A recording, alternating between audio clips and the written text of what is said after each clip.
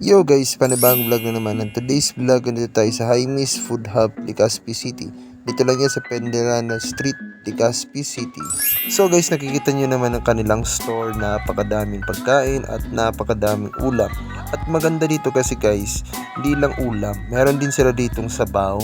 Lalo na sa mahilig talagang yung tag-ulan, ay meron din sila mga masasarap na ulam, mapagulay, mapakarne, at mapa Bicol Express. Meron sila dito, mapa isda, ayan makita nyo naman, at may lumpia din sila dito. At meron din sila guys tinudumog dito na meron din silang pinagmamalaki nilang kanilang pansit dinuguan dito guys. At meron din silang pinakamasarap na sinasabi nating homemade longganisa nila dito. So meron silang longganisa, ayan makita nyo naman, meron silang pansit dinuguan. So ito yung pinaka-owner guys ng Jaime's Food Hub, sila Legazpi. Napaka-hospitality at napaka-mabait guys ng kanilang owner. So ayan, nakita nyo naman meron silang lempo, silog, at meron din silang pork chop silog.